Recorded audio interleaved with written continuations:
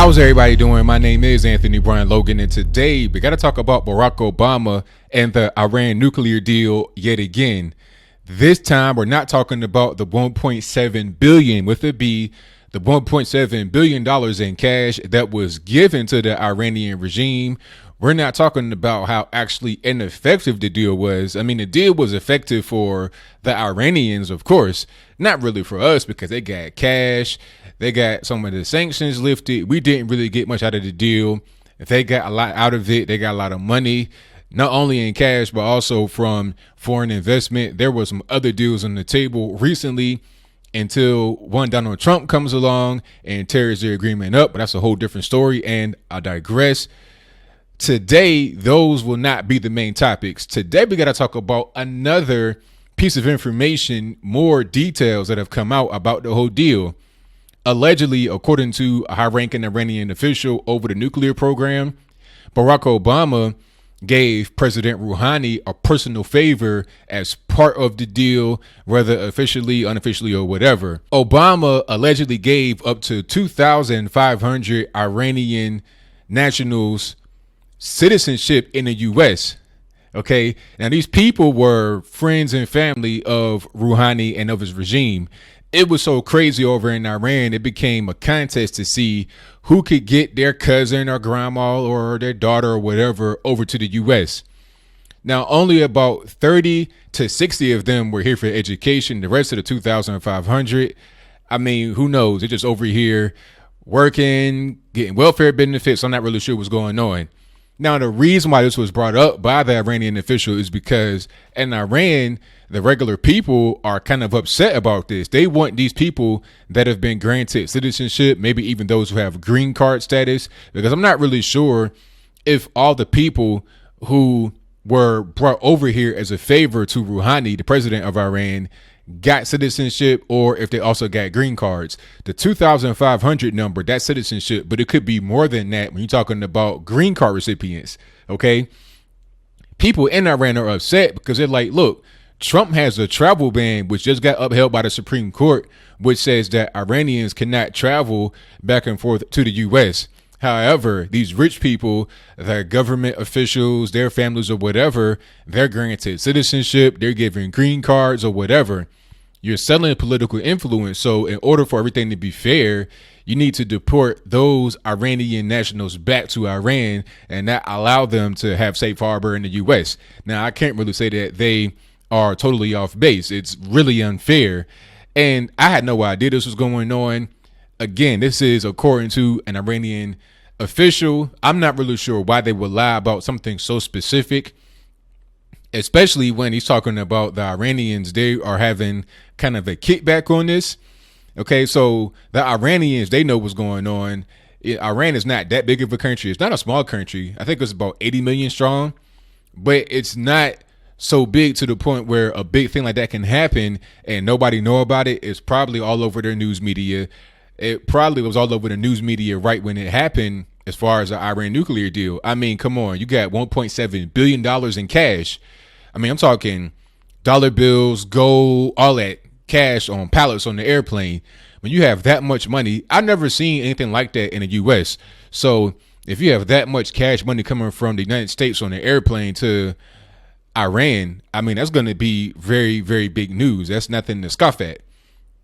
So my question to anybody listening to the sound of my voice who was an Obama fan and who also is a fan of Valerie Jarrett, what's up with that claim of saying that there was no scandal during Barack Obama's presidency? I mean, I feel like every day we're seeing more and more scandals. The whole Iran nuclear deal, that was a scandal, and there seems to be new information that comes out all the time.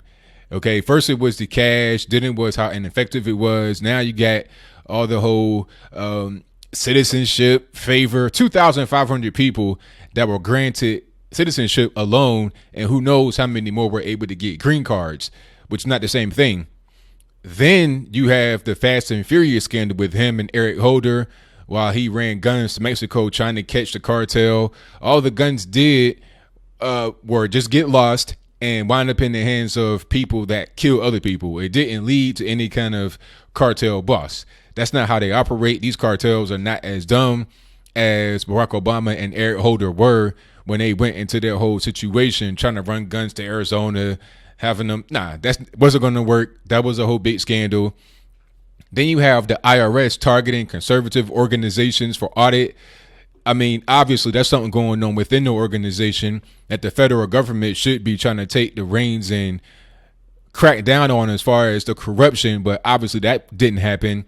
Then you have the whole NSA Spygate situation, the Clinton email service situation. I mean, I could go on. These are just some of the few things that I have seen recently. At the end of the day, Barack Obama was not a good president. I mean, I voted for him in 2008. I thought it was going to be hope and change. And I was, 22 or 23? Now, I was 20. I think I just turned 24 when I voted for him. This is 2008. So I thought, we got hope and change. You got a black guy in office. It's going to be revolutionary. All this, that, and the third. And what I got as a result was disappointment. That kind of led me to becoming a conservative. There are many other things that led me down that path. I talk about those in my Red Pill Moment video. But I was really let down by Barack Obama. He was ineffective, a puppet, and not even really a good one. I wouldn't mind if you're a puppet if you're going to have good policy, if you're going to go out here and do things that help the American people. If you can have a good puppet master, that's fine. But he did not have a good puppet master. He was just somebody that didn't do a good job. Oh, and the Black Lives Matter kerfuffle. Remember that when he had DeRay McKesson in the White House talking about, oh, you guys are doing a good job. Really? While many cities in the nation were burning as a result of the animosity and the rage that Black Lives Matter has stoked, you're saying they're doing a good job. How can you really say that? Is it just because of the identity behind it? It has to be that, because it can't be the actual work.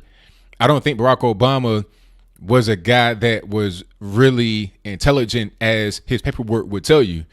Coming from, Harvard, Yale, whatever kind of Ivy League school he went to, his background, you would think this is a really smart guy. But how smart are you if you're doing these boneheaded decisions? Or maybe it's the whole thing about being a puppet. If you're a puppet, you do whatever your puppet masters tell you to do. Your intelligence gets pushed to the wayside. And it's really unfortunate. We could have had a really good person in office. He could have really stood for change. But you know what? I don't look to the past anymore. We got a good president now.